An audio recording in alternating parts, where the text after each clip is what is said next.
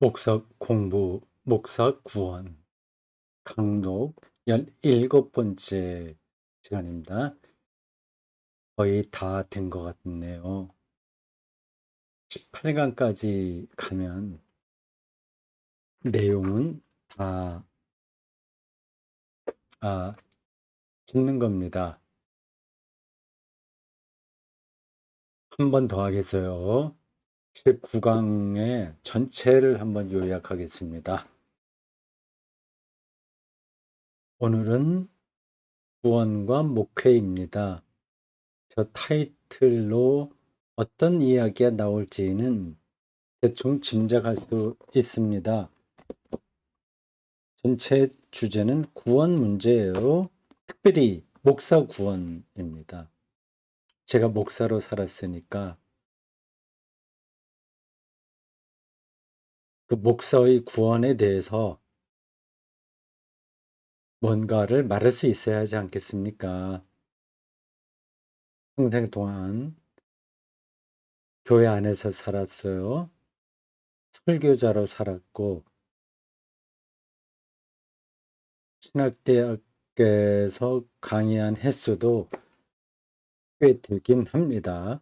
시간 강사죠. 보통 보따리 장사라고 합니다. 전임 교수들이 시간을 주면 우리는 강의를 맡는 거고 안 주면 못 맡고 합니다. 비정규직이죠. 네, 저 같은 경우야 목회를 하니까 그런 게 전혀 문제가 되지 않지만 목회하지 않고 가르치는 일만 전업으로 하는 사람들이 정규직을 얻지 못하게 되면 뭐 신학만이 아니라 다른 과는 사실은 다른 전공은 더 하겠죠. 어렵습니다. 먹고 살기가요. 책도 제법 좀 쓴 편에 속하고. 근데 그 모든 것들이 다 구원에 관계되는 거 아니겠습니까? 구원을 말한 거죠, 사람들에게. 예수 믿고 구원받자, 이제 그 얘기입니다.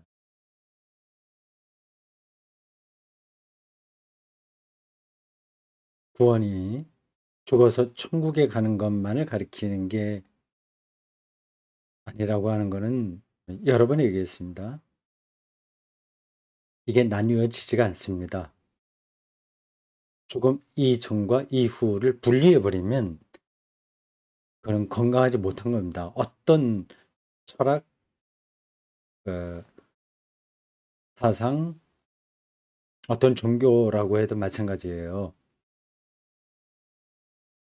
정치나 경제 이런 것들은 조금 이전만 다루죠.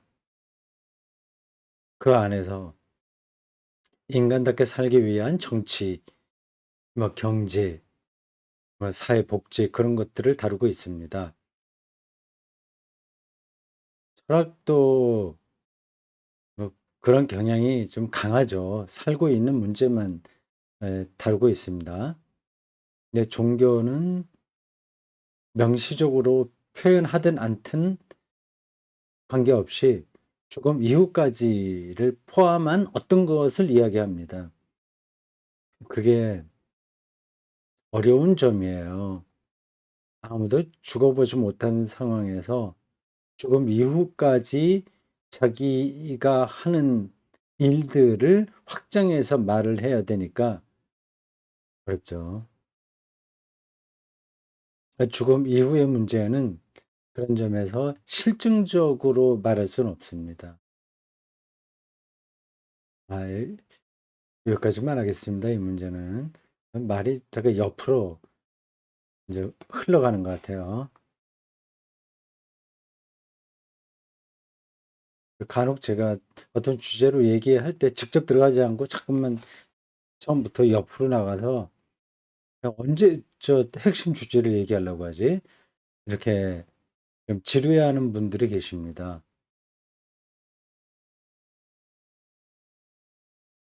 근데 사실 어떤 주제 한 가지를 딱 떨어지게 걔는 해야 되는데 그게 그렇게 중요한 것도 아니고요. 그렇게 할 수도 없습니다. 다 연관되는 거예요. 처음에 이제 다른 이야기들을 지금 제가 구원과 목회 요 타이틀을 설명하다가 조금 이전과 이후 뭐 이런 데까지 나간 거 아니겠습니까? 그럼 잠깐만 가지를 친 거란 말이에요. 이건 바람직한 강의 이 방식은 아니지만 다 연관되는 겁니다. 그러니까 전체가 다 연관돼요.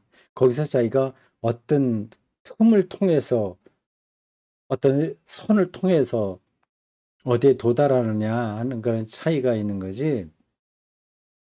딱딱 그 주제만 따로 있는 게 아닙니다. 이건 뭐 다른 인간의 삶하고도 다 연관되고 있어요.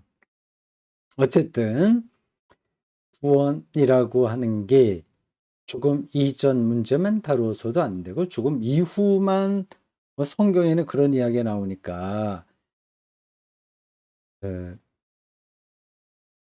그렇게 얘기해도 안 됩니다. 이건 너무 일반론적으로 제가 이야기를 하고 있어요. 죽음 이전과 이후가 분리되면 안 된다. 그 얘기인데 분리되는 것만이 아니라 분리되지 않아야 된다는 것만이 아니라 그게 어떻게 연관되는지를 바탕에 두고 접근해야 됩니다. 그래서 목사로 살았는데 그래서 많은 이들에게 일반 신자들 혹은 신학생들 그런 내 책의 독자들에게 말을 했는데 그게 전체적으로 구원 문제하고 연관되는 겁니다. 근데 그 구원이 죽음 이전과 이후가 이렇게 딱 분리되지 않아야 되는 거거든요. 그래서 목사가 천국에 대한 희망과 기다림을 신자들에게 설교하는 건 당연하고 그리고 자기도 그러한 희망을 안고 살아야 되고 저도 그렇게 삽니다. 죽음 이후에 새로운 생명에 대한 희망과 기다림이 있습니다. 그걸 다른 용어로 하면 영생이라고도 하고요. 지난 연초에 그 몰트만의 그 책, 나는 영생을 믿는다. 거기서도 그 영생에 대한 개념이 새롭게 이렇게 설명되었더라고요. 아주 짧은 책인데 도움이 많이 됐습니다. 영생이라고 할 수 있어요. 죽음 이후에 구원이라고 하는 거는. 근데 그게 오늘의 우리의 삶과 분리되는 게 아닙니다. 지금 구원이 없으면 죽음 이후에 구원도 없는 거예요. 사실은 구원이라는 주제 앞에서는 뭐 있다 없다 이렇게 말하는 게 예, 정확한 건 아닙니다. 우리가 생각하기에 있다 뭐가 존재한다고 하는 거는 아주 부분적인 것만 가르쳐요. 하나님 안에서는 모든 것들이 존재하는 거죠. 비존재까지 존재라고 할 수 있습니다. 무에서 유를 창조했다는 명제가 기독교 창조론의 출발점이지 않습니까? 하나님 안에서는 이 유가 있을 뿐만 아니라 무도 있는 거예요. 무도 되고 무 없어도 되고 있어도 되는 그 총체가 하나님인 겁니다. 도대체 그게 우리가 감당할 수 없죠. 그게 어떤 분인지 말입니다.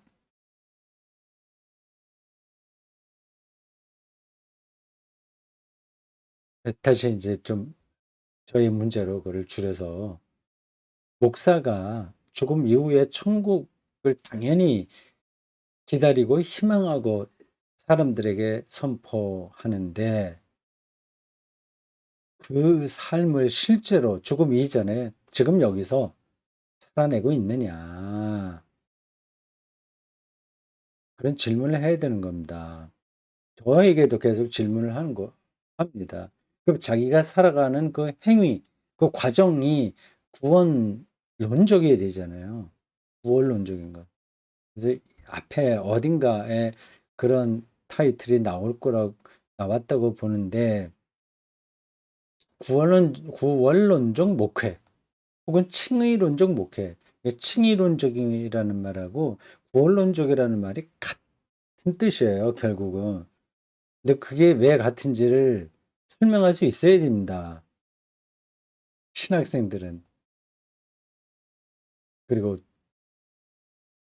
설교하는 설교자들은 그걸 설명할 수 있어야 됩니다.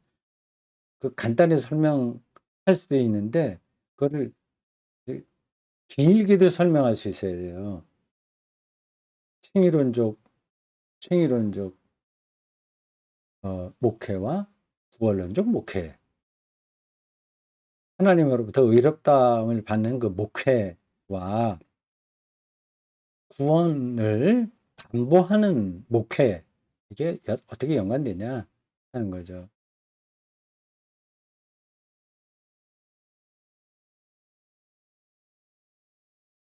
그 목사가 죽음 이후에 천국을 희망한다면, 아주 실질적으로 자기가 희망한다면, 그 희망에는 인식과 결단과 전적인 신뢰 등등이 다 포함되는 건데, 그러면 자기의 목회 행위에서 구원을 경험해야 됩니다. 대한민국 교회 목회자들이 목회 행위를 통해서 구원을 경험하고 있느냐? 그런 질문을 받으면 흔쾌하게 대답하기가 쉽지 않을 겁니다. 힘들어하는 거죠, 그걸, 목회 자체를. 물론, 뭐, 나는 정말 목회가 얼마나 즐거운지 몰라. 그렇게 얘기할 수 있는 사람이 있습니다. 그건 접어두겠어요. 그 문제를 다루는 겁니다. 우리의 목회 행위가, 거기 목회 행위 안에는 자기의 운명 전체가 달려 있어요. 그 구원론적이냐 하는 거죠. 그 목회의 그 과정에서 구원을 경험하냐 하는 겁니다. 구원을. 그것은 다른 말로 구원은 칭이라고 되어 있는데 그것은 곧 해방이기도 합니다. 해방을 경험하냐 하는 거죠.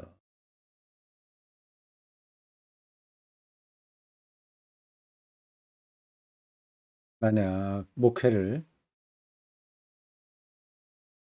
슈퍼마켓 운영하듯이 마인드가 그렇듯이 치킨 센터, 치킨 뭐 그 하는 가게 혹은 피자 가게처럼 운영하는 거로 생각한다면 그건 거기서 구원을 얻지 못합니다. 그 문제를 다루는 거예요.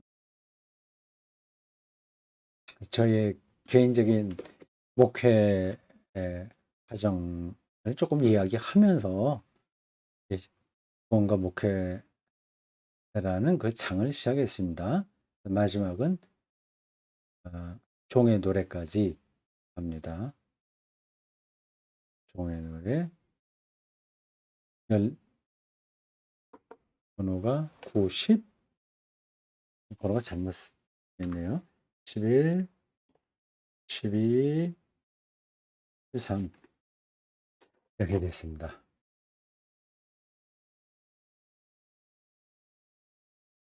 여기 두 횟수가 기록되어 있죠.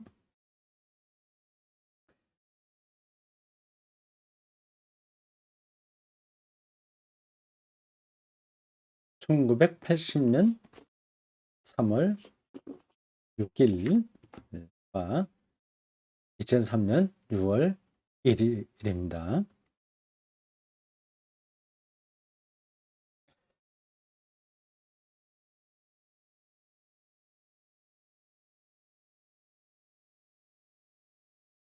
자, 이 숫자가 어떤 뜻이냐 하면 별거 아닙니다. 제가 목사 안수를 받은 날입니다. 앞에 있는 숫자는요.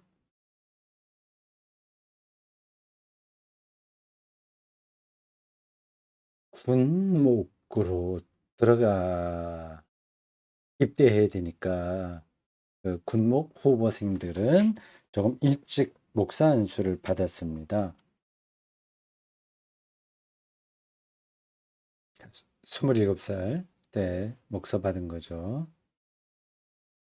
훈련 받고 군대에서 훈련 기간까지 합하면 40개월. 군종 장교죠. 중위로 이렇게 근무했습니다. 그 이후로 지금까지 목사로 살았죠. 몇 년 됐습니까? 네, 40년이 넘었습니다. 2003년 6월 1일은 대구샘터 교회를 시작한 날입니다. 이 숫자 연도를 왜 적었냐 하면 제 인생에 목사로서의 인생이 하나의 분기점이 바로 요때라는 겁니다. 2003년 6월 1일부터 대구샘터 교회를 시작하면서 목사가 어떻게 말씀을 읽고 예배를 인도해야 되냐 하는 걸 어느 정도는 준비가 된 상태로 시작한 거죠. 그 전에는 뭣도 모르고 했습니다. 2003년 6월 1일이면 제가 만으로 50살이네요. 50살은 지천명이라고 하죠. 지천명 무슨 뜻이죠? 하늘의 뜻을 자기가 받아들인다, 안다, 지천명. 하늘의 소리를 자기가 알게 됐다는 공자의 그 말인데 50살은 돼야 텍스트를 해석할 수 있는 능력이 설교자니까 생기지 않나 싶어요.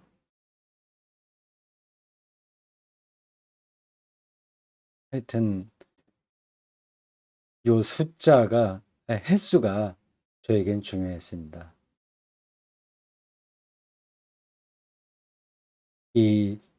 지나갔어요. 지금은 벌써 오래됐습니다. 그 목회 현장에서 내가 생명을 얼마나 깊이 경험했냐 그 얘기를 여기서 한 거죠. 그 책에서 요 부분도 제법 길게 했겠죠. 제가 볼까요? 그랬을 겁니다. 이 책으로는 7장에 해당합니다.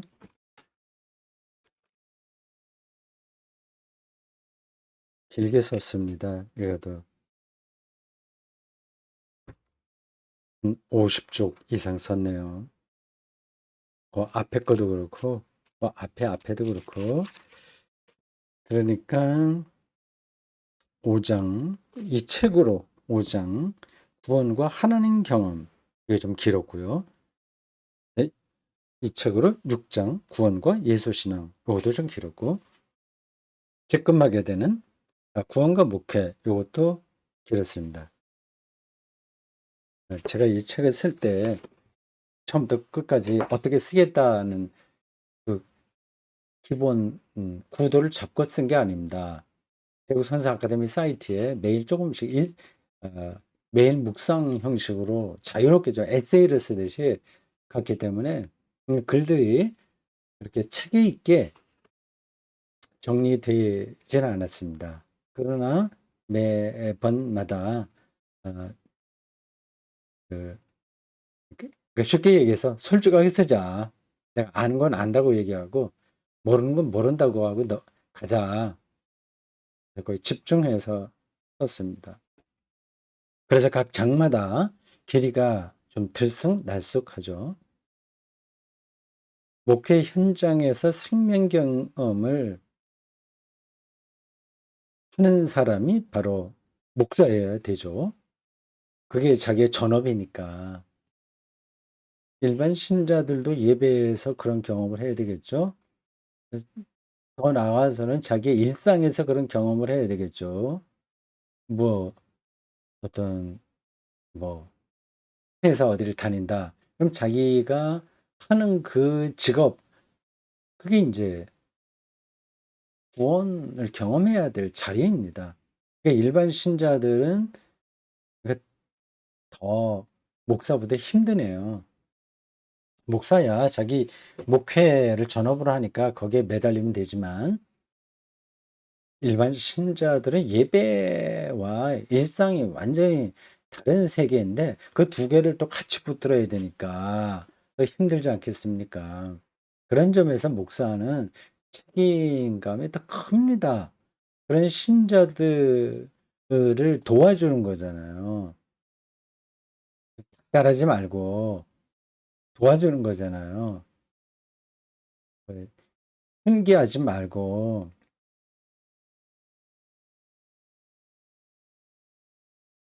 영적으로 가이드하는 거 아니겠습니까? 어린아이로 생각하지 말고 성숙한 대상으로 생각하고 그리고 일상에서 살아가는 삶이 얼마나 지난한지를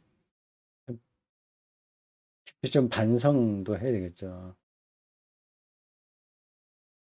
하여튼 뭐 그건 또 다른 문제입니다.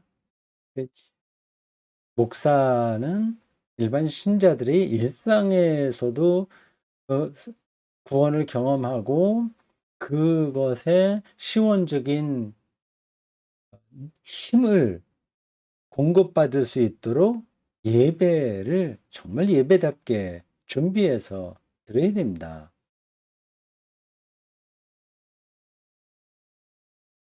그러기 위해서는 목사가 먼저 예배를 통해서 구원을 경험해야 됩니다. 그 예배 영성으로 제가 작은 제목을 정했습니다. 예배 영성이요. 예, 예배가 구원론적이어야 된다는 얘기입니다. 제가 구원론적이다, 칭의론적이다 비슷한 용어들을 많이 사용하죠. 근데 그런 거 들으면 좀 거리감이 느껴지십니까? 제 강독이나 뭐 설교나 다른 거를 뭐 글이나 이런 거를 꾸준하게 읽으신 분들은 뭐 제 것만 그렇게 그렇다는 게 아니라 어떤 신학적인 어떤 기초가 된 그런 책들을 읽고 접한 분들은 그런 용어들이 얼마나 역동적인지 아실 겁니다. 어떤 개념, 세계 를 그런 것들을 언어로 표현할 수밖에 없는 거예요. 그 언어로 표현하는 게 이제 신학적인 언어죠. 용어죠. 철학도 다 그 용어 아닙니까? 그러니까 구원론적인 예배, 칭의론적인 예배라고 할 수 있고 또 종말론적인 예배 여기도 나옵니다.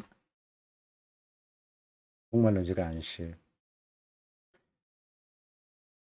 이런 단어를 듣고 가슴이 이게 뛰지 않으면 신학을 모르는 겁니다.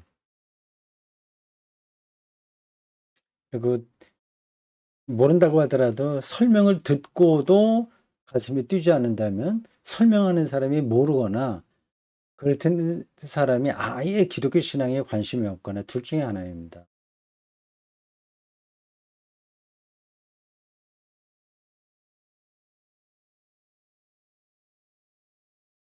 예배에서 그런 경험이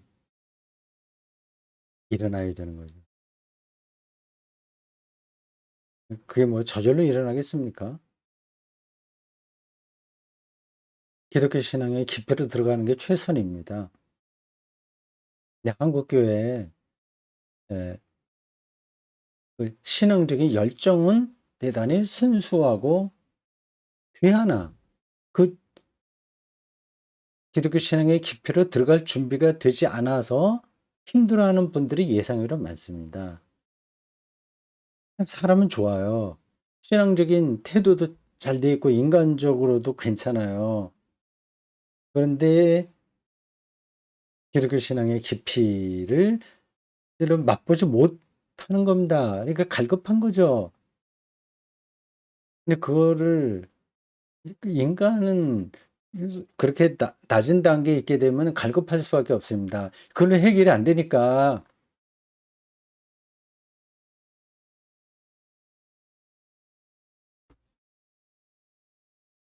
그런 문제들을 이제 풀어가려고 하는 하나의 시도가 경배와 찬양류의 예배입니다. 가슴이 뭉클하게 되는 거죠. 어쨌든 그건 그 순간에는 진정성이 있는 신앙 경험입니다. 찬양과 경배류의 집회 말이죠. 그거 제가 설명하지 않아도 여러분들 다 아실 겁니다. 그때는 뜨거운 거예요. 자기 몸을 다 던질만 해요. 일상으로 들어가게 되면 다 그게 물거품이 될 거예요. 그래서 다시 그걸 원하는 거예요. 반복적으로 그런 분위기에 들어가려고 하는 겁니다. 신앙의 성숙은 일어나지 않고 어, 자기의 종교적인 관심에만 몰입하는 거죠. 표현이 정확한지 모르겠습니다.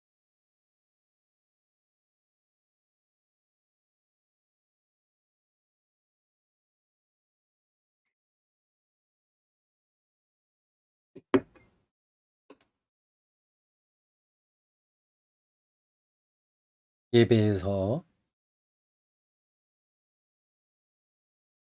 구원과 칭의와 종말, 해방, 안식 그런 것들을 아주 실질적으로 경험해야 되는데 목사가 우더녀 그거를 제가 책에서 이렇게 표현했습니다. 하나님의 존재 신비를 암시와 상징으로 드러내는 예배에 참석하고 싶다. 그 말이죠. 제가 2003년 6월 1일 대구샘터 교회를 시작하기 전에 에, 일정한 기간 동안 어느 교회에 적을 두지 않고 교회를 순회한 적이 있습니다. 그럴 때 실망했어요. 그 표현이 좀 적절하지 않긴 하는데 그 자리에 뭐 여러 교회입니다. 대구 시내도 있고 뭐 경북 여러 군데요. 군위 쪽으로도 가고 뭐 아니 어딘가 하여튼 여러 군데 갔습니다. 그래 예배 자리에 앉아 있으면서 드는 느낌이 내가 지금 기독교 공동체에서 드리는 예배 자리에 와 앉아 있나? 아니면 어떤 어, 사이비적인 그런 종교 집단의 예배에 앉아 있나 하는 거였습니다. 거기서 진행되는 모든 과정들이 별로 하나님의 존재 신비를 드러내는 게 아니었습니다. 그게 어떤 건지는 제가 구체적으로 여기서 말할 필요도 없죠.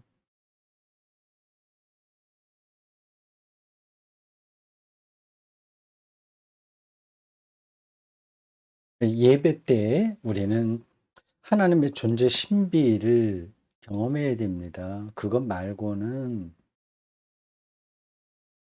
말고는 우리가 구원받을 수 있는 길이 없어요. 그 안으로 들어가는 게 구원입니다. 그 하나님의 존재 신비에 들어가면 자기로부터 완전한 해방이 가능하죠. 물론 저도 아직 완전한 해방이 이룬 사람이 아닙니다. 가까이 가는 것뿐이죠. 그게 최선입니다, 사실은.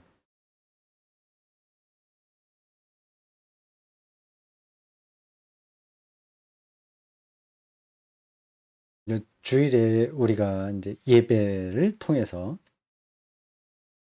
그런 경험들을 해야 되죠. 되게 쉽지 않은 겁니다. 쉽지 않으니까 노력해야 됩니다. 그냥 주어지는 건 없어요.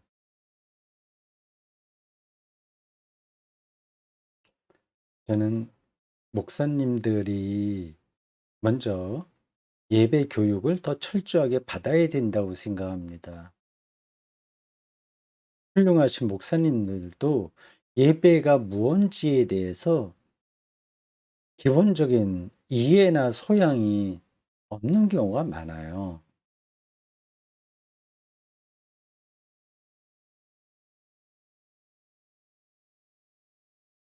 그 훈련과 교육이 아니면 그 예배를 예배답게 드리기가 불가능합니다.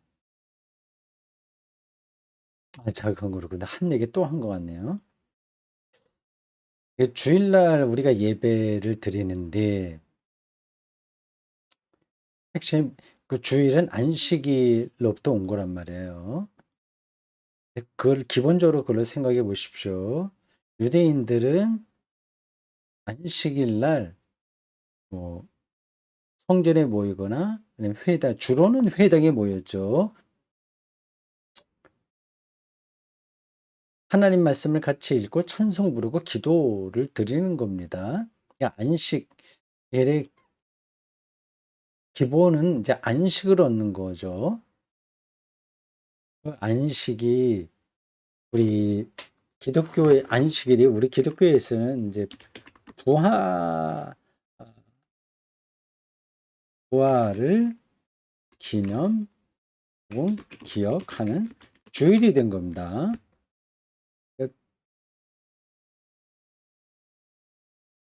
안식과 부활은 그러니까 같은 의미인 거죠. 그게 다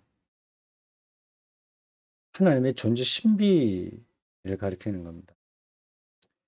너무 하나님의 존재 신비라는 말에다 다 이렇게 연결시켜 버리는 건가요? 제 머릿속에 지금 그렇게 연결이 됩니다. 무슨 얘기냐? 하나님의 존재 신비로 들어가지 못하면 우리는 안식할 수가 없어요. 여기 존재 신비에는 뭐 창조와 그분의 계시와 종말론적 완성 등등이 다 포함되는 거죠.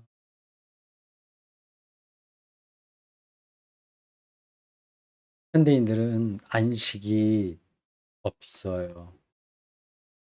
그 유대인들에게서 우리가 배워야 될 유대 전통에서 또 배워야 될 가장 중요한 항목 중에 하나가 안식일 개념일 겁니다.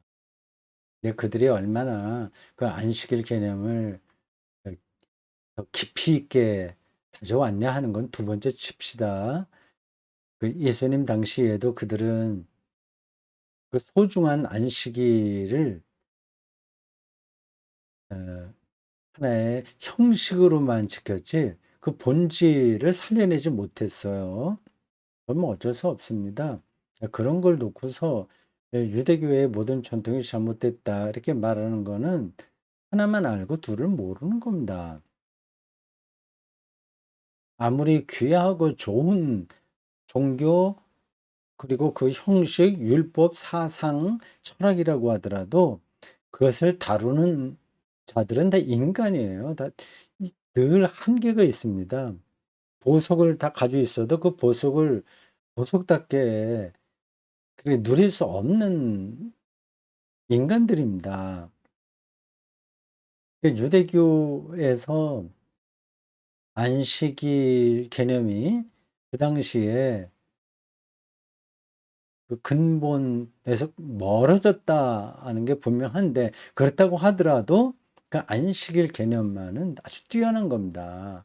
근데 그걸 놓고서 '아 이거 잘못됐어.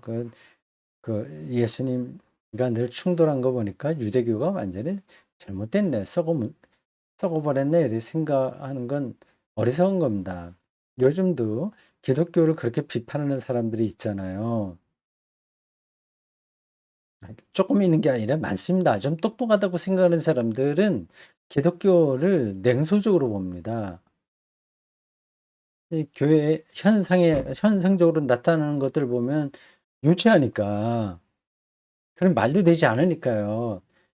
그렇게 볼 만한 구석들은 그리고 그런 책임들은 우리에게 많이 있습니다. 그래도 생각이 있는 사람이라고 한다면 교회에 현상적으로 나타나는 것 같고 기독교를 매도하지는 않습니다. 모르고 그렇게 하는 거죠.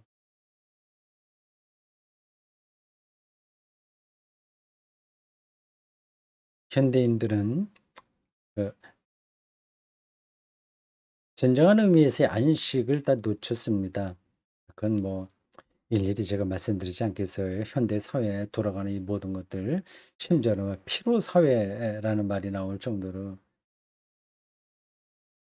음 어디인가 우리는 다 쫓기면서 삽니다. 인간 삶의 본질 자체가 달라지고 있는 것 같아요. 형식만이 아니라. 이걸 어떻게 속도를 늦출 수가 없습니다. 중국 속담에 나온 것처럼 호랑이 등에 타 갖고 계속 우리는 달리기만 해야 됩니다. 쿠팡 쿠팡 그걸 뭐라고 그러죠? 회사이긴 한데 하여튼 물류죠. 물류 회사죠. 어떻게 돌아가는지 그게 전형적인 모습이에요. 돈만 주면 누구나 밤을 새워서 뭐를 물건을 옮기고 뭐 새벽같이가 나가서 배달하고 하지 않습니까? 돈으로 인간을 그렇게 이렇게 돌리는 겁니다. 이게 하나의 전형적인 예지만 그 비슷한 메커니즘으로 현대 사회가 돌아가잖아요. 뭐 목회도 그렇지 않습니까?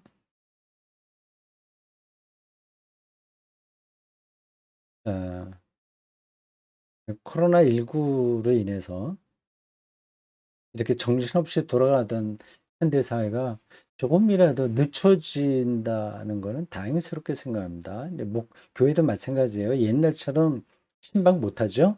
뭐 신방 목회는 뭐 도시에서는 거의 그 이전부터 이제 뭘 열심히 하긴 했습니다. 그전에는 정말 신방 목회 많았죠. 부목사들, 전도사들은 다 신방에 에, 예, 거기에 뭐예요? 뭐라고 표현을 해야 되나? 그 심부름꾼이라고 할 수 있습니다.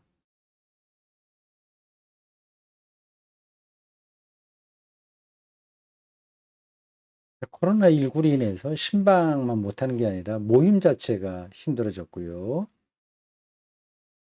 교회의 여러 가지 활동들도 다 이제 자제가 되는 거죠. 다행스럽게 생각합니다.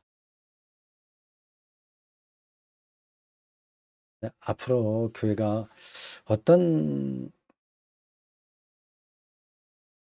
형태와 내용을 갖추게 될지 숙제입니다. 뭐 신학자들이 포스트, 포스트 코로나 그런 주제로 글도 쓰긴 하는데 아무도 예측할 수가 없어요. 우리가 다 동의하는 건 예상할 수 있는 거는 이전의 교회로는 못 돌아간다는 겁니다.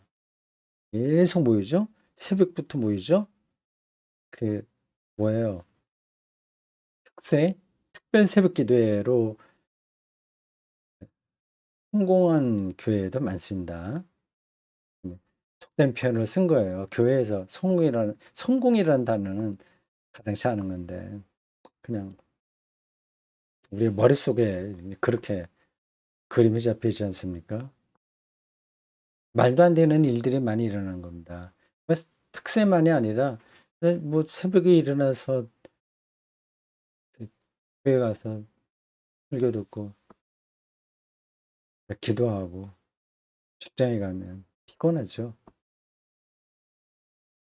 악순환이죠. 그래서 새벽 기도회만이 아니라 모임들이 얼마나 많습니까? 장점도 있어요. 또 필요하기도 하죠. 뭐 새벽 기도회 만이 아니라 뭐 때에 따라서는 철야도 해야죠. 특별한 경우에는. 근데 이게 이벤트가 되는 거예요. 사업이 되는 거예요. 교회 사업처럼요. 저게 특세 가면 뭐 사업도 잘 되고 아이들도 잘 되고 하더라. 복을 많이 받더라. 되게 그런 시간입니까? 다 그렇다는 게 아니라 경향이 그렇다는 거죠. 그게 문제지. 뭐 밤새워서 책 읽고 성경 읽고 뭐 또 어디 봉사하기 위해서 이제 어려운 지역에 가서 봉사하려고 24시간 거의 깨어 있다시피 일을 한다면 그 누가 뭐 그건 좋은 거죠. 교회도 필요에 따라서 잠도 덜 자고 자기 희생적으로 일을 해야 될 때는 해야 됩니다. 지금 이제 그게 아니니까 교회 하나의 사업으로 그런 중요한 일들이 벌어지니까 문제인 거죠. 속되게 다시 또 표현해서 미안합니다. 이런 표현 자체를 시키는 안 돼. 신자들 뺑뺑이 돌리는 거예요. 근데 신자들은 뭐좀 생각이 있으면 뭐 이렇게까지 해야 되나 생각이 들어도 구성원으로서 자기가 인정받으려면 그렇게 하지 않을 수 없습니다. 왜 노예처럼 묶여 있는 거죠. 그 자기도 모르게 그렇게 됩니다. 이 사람은 불안하거든요. 그래서 어떤 강력한 카리스마가 있는 교회에 자기 속해 있다는 것 자체로 위로를 받고요. 그 안에 들어가게 되면 또 인정욕이라는 게 있지 않습니까? 그러면 그 뺑뺑이 돌리는 식으로 돌아가는 그 체제에 적응을 잘해야죠. 여러 가지 점에서 그렇습니다.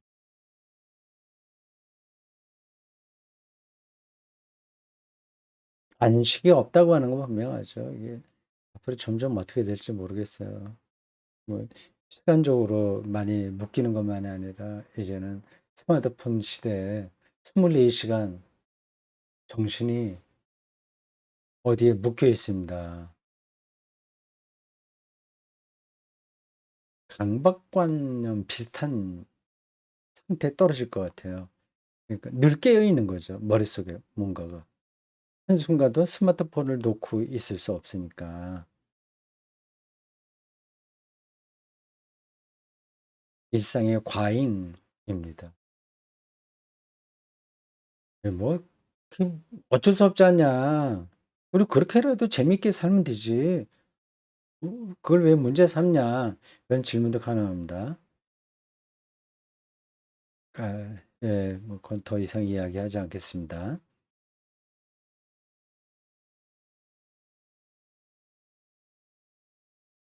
안식일에 기원을 둔 부활의 아침인 주일 예배드리는 우리의 모든 종교적 의식이 정말 안식에 이렇게 닿아 있는가를 생각해야 됩니다.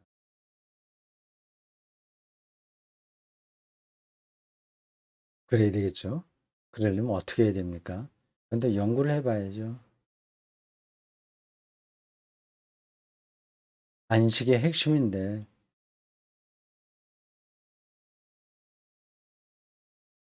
안식을 예배 때 느끼는 사람이 있고 전혀 그렇지 못한 사람도 많습니다. 잠시 세상살이에 골치 아픈 것들을 잊어버리는 정도로 예배를 받아들이는 사람들이 있어요.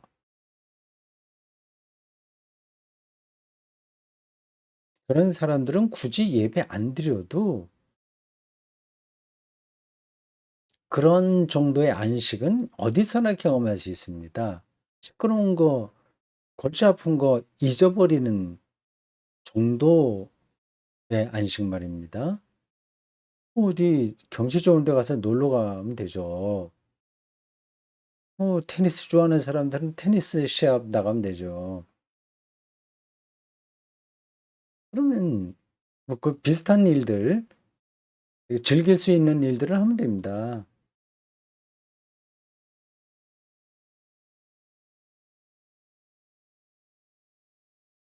기독교가 얘기하는 안식은 이제 그런 차원이 아닌 거죠. 그거는 그냥 자기가 알아서 적당하게 그 교양인으로 세상살이에서 해야 될 일들을 취미 생활로 하면 됩니다. 그건 더 필요한 거고요. 우리는 교양이나 취미로서의 안식이 아니라 종말론적 안식입니다.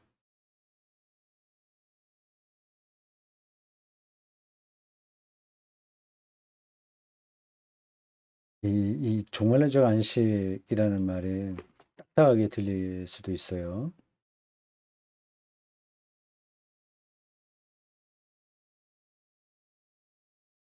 궁극적 미래를 향해서 영적인 눈을 돌리는 겁니다. 지금 여기 벌어지는 일에 완전히 코를 박고 사는 게 아니라 궁극적인 미래를 전망하는 거죠.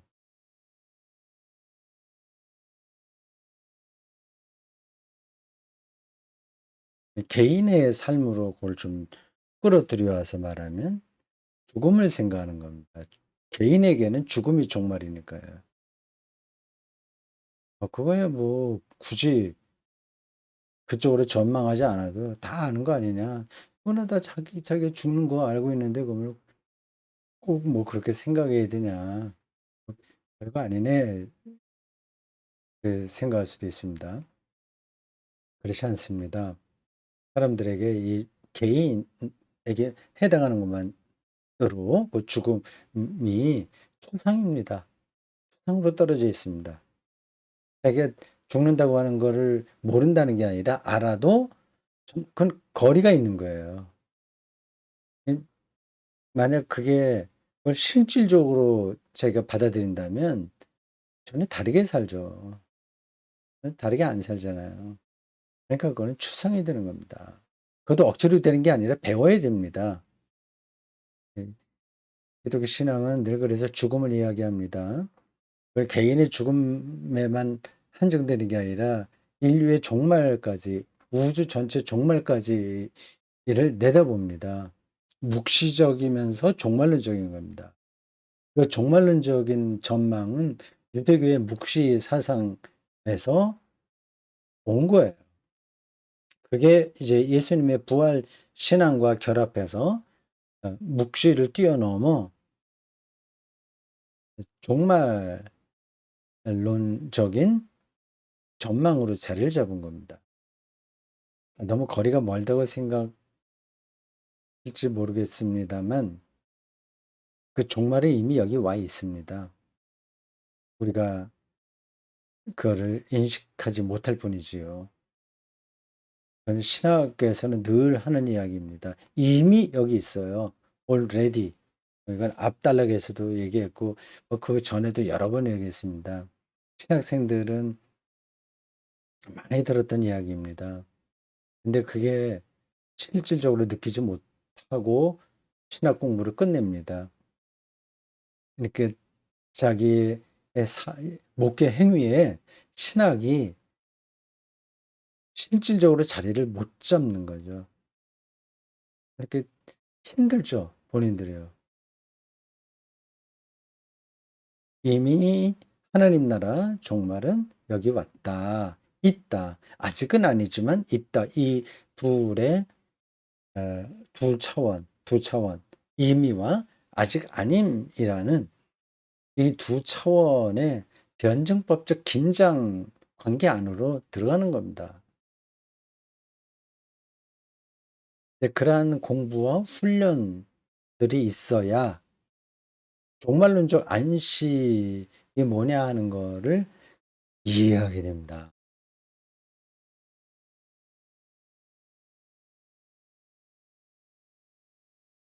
많은 경우에는 그 안으로 들어가지 못합니다.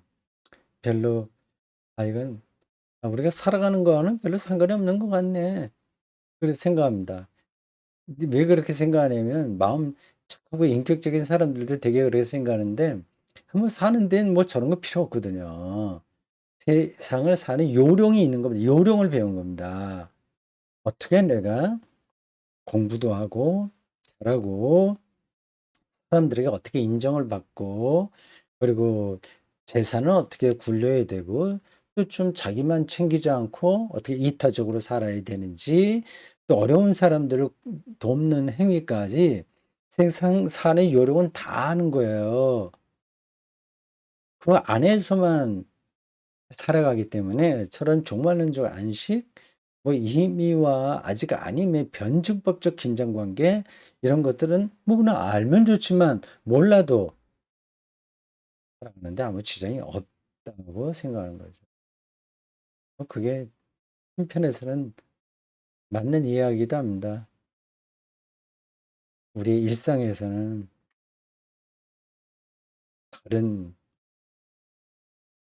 다른 어떤 힘이 우리를 끌어가니까요. 거기에 완전히 몰두해 버리면 그게 일상의 과잉입니다. 그렇게 하면 어떻게 되냐? 어떻게 되겠습니까? 목사가 목회 과잉에 떨어져 갖고 지금 자기가 구원을 전하는 사람인지 복음을 세일하는 사람인지 자기 영혼이 병들어가는 거하고 비슷한 거죠. 병든다고 하는 말을 오해하지 마십시오. 아주 몹쓸 인간이 된다는 얘기가 아닙니다. 딱딱해지는 거죠. 성장이 안 되는 거죠. 그래서 그게 조금 잘못되면 옹고집만 고집만 많아지고 독단적으로 되고 이제 그렇게 됩니다. 바리새인들에게서 보듯이 말이죠. 아니면 조금 마음이 약한 사람들은 계속 힘들어하죠.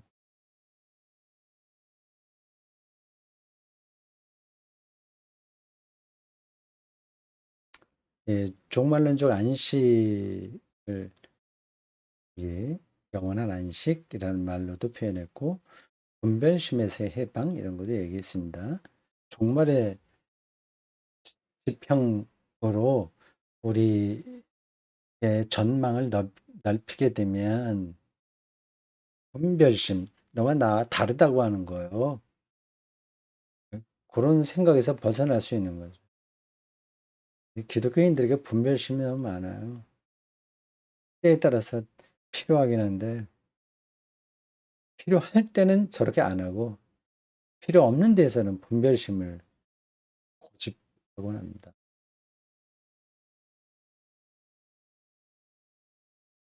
종말론적 안식으로서의 예배가 우리 목사에게는 구원의 자리이다. 이렇게 말할 수 있습니다.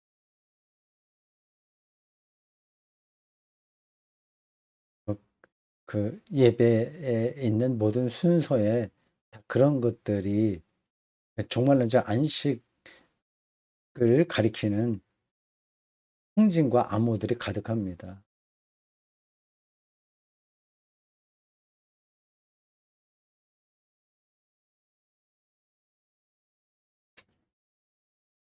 6번부터 9번까지는 그냥 넘어가겠습니다. 개신교 예배에서 설교가 차지하는 비중이 높은데 그 설교가 건강하지 않다면 그러면 이제 하나님의 존재 신비를 암시와 상징으로 드러내는 예배가 될 수 없는 거죠. 그중에 하나를 제가 짚은 겁니다. 혐오하는 설교. 그 설교의 내용에 담기는 경우가 제법 있잖아요. 이제 그런데 은혜를 받는 분들, 은혜까지 안 간다고 하더라도 동의하는 사람들이 있습니다. 그 중세기 때 그 13세기, 4세기, 5세기, 6세기, 7세기까지 한 수세기에 걸쳐서 유럽과 북아메리카에서 자행되었던 마녀 사냥을 연상시킵니다. 그 장면이요.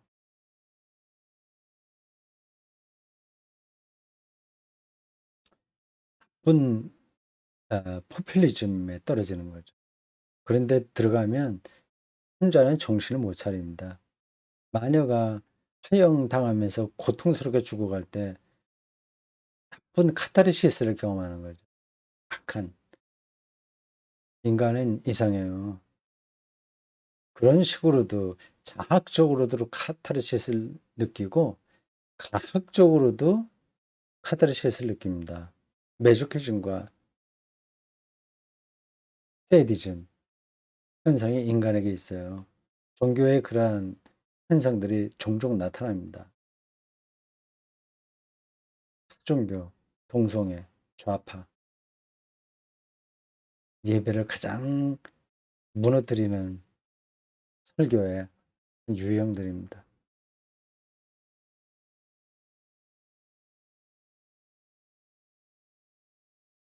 그 저렇게까지 극단적으로 무너지는 설교 말고 그 그냥 중간쯤 지키는 그런 예배, 설교도 그렇고 예배 진행도 그렇고 그냥 건전하게 드리는 예배에 그 매너리즘의 위험이 있습니다.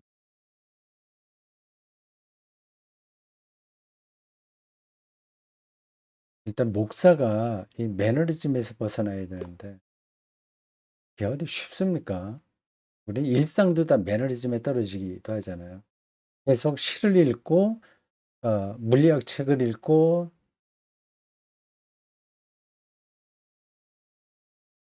회계사와 심리학과 뭐 등등등등 이, 이 세계 전체에 있는 그 모든 생명과 그 존재하는 것들의 신비를 평소에 느끼지 않는다면 매너리즘에 떨어질 수밖에 없습니다.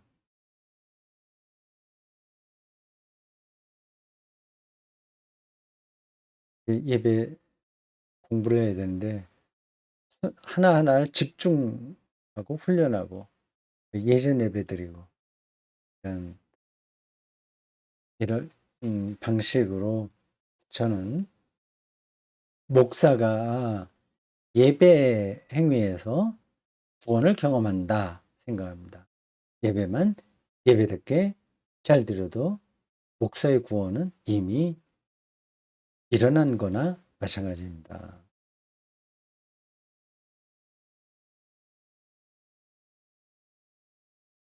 찬송가를 어떻게 그러면 집중력을 발휘하여 부를 수 있는가?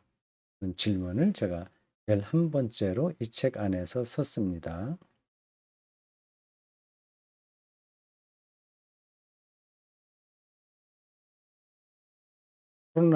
코로나 이후 시대에 이제 온라인 예배가 더 활성화될 수밖에 없지 않습니까? 병행하게 될 거예요. 이미 어, 코로나 지금 2년째인데 앞으로 또 이런 상태가 내년도에도 지속될지도 몰라요.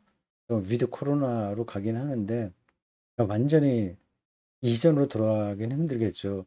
한 3년 가까이 그런 때가 되면 웬만해서는 교회 평소에 즐겨 나오지 않던 사람들은 안 나오게 될 겁니다. 예배 이거저거 다 준비해서 교회당까지 와서 예배 드린다?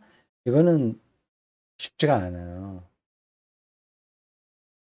근데 그런 상태에서 어떻게 예배의 집중력을 회복할 수 있냐? 이게 쉽지가 않습니다. 집에서 유튜브 보면서 예배에 이렇게 빠져드는 사람들도 있긴 있겠으나, 그건 이미 준비된 사람들이고, 어중간한 사람들은 거의 그렇게 못합니다.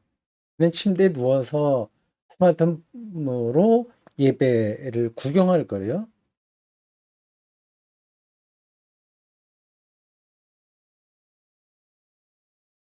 다 그렇다는 게 아니라 상당한 부분이 그렇다는 겁니다.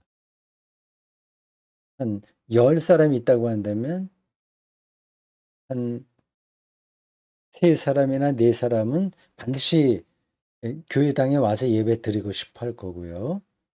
한 또 두세 사람은 뭐 오면 좋고 안 오면 어쩔 수 없고 경우에 따라서 하자 요 정도고, 한 또 두세 사람 정도는 아, 교회 가기 싫어하는 사람이 있습니다. 어쩔 수 없이 뭐 순서 맞았으니까, 아니면 뭐 심심하니까 한번 간다 요 정도 되는 사람이에요. 그러니까 두세 사람 정도와 중간에 있는 몇몇 사람들, 그러면 10사람 중에서 한 4사람 정도는 교회 예배에 참석하지 않게 될 겁니다. 그렇다고 해서 유튜브 예배 라이브 방송을 끊을 수는 없잖아요. 유튜브 라이브 예배의 장점도 있습니다. 그거 지금 얘기하지 않겠습니다. 근데 그 현장에 나온 사람들하고 유튜브로 접속해 있는 사람들이 어떻게 같이 찬송가를 일치한 마음으로 들을 수 있냐, 부를 수 있냐. 숙제예요. 성찬 예식도 좀 그렇고. 뭐 성찬 예식 개신교에서는 중요하게 생각하지 않으니까 뭐 괜찮긴 합니다만, 중요한 건데 중요하지 않게 생각하는 걸 괜찮다고 말하면 안 되죠. 제가 맨날 밥 먹으면서 성찬 예식을 우습게 생각한다는 거는 뭘 모른다는 뜻입니다. 인간 생명과 이 지구 안에서의 어떤 그 현상들, 진료와 형상의 관계들, 어떤 것이 물질로 존재한다는 것, 액체와 고체로 있다고 하는 것, 이런 신비, 생명 현상의 신비를 상징적으로 보여주는 것들을 모르고 밥 먹고 뭐 마시고 그냥 이렇게 사는 거죠. 그냥 흘러가는 거죠. 아니, 그거 뭐 모르면 어때? 그냥 맛있게 먹고 마시고 재밌게 살면 되지. 뭐 그렇게 살고 싶은 사람들은 그렇게 살면 됩니다. 근데 기독교는 그렇게 살지 않으려고 하는 사람들의 공동체거든요.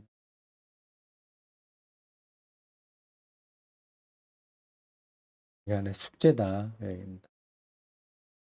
그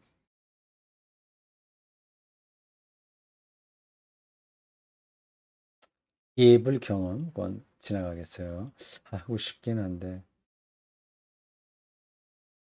불교에서 예불 드릴 때 나오는 뭐 얘들의 경전을 그 같이 우렁찬 목소리로 뭐 하는 게 있어요. 그런 거 들으면 어떤 완전히 다른 세상에 가 있는 듯한 느낌입니다.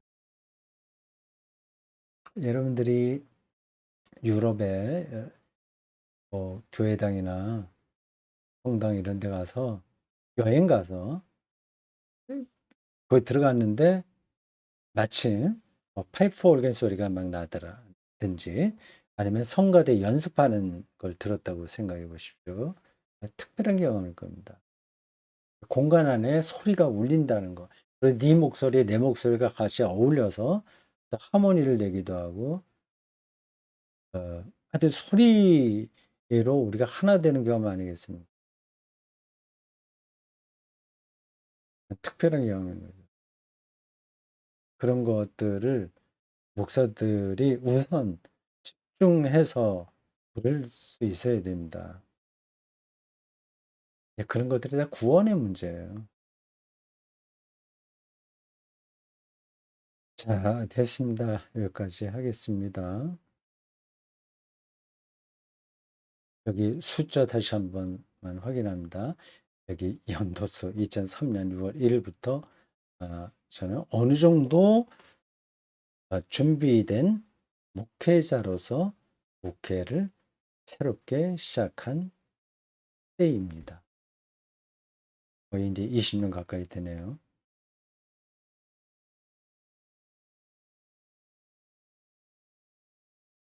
자, 수고했습니다.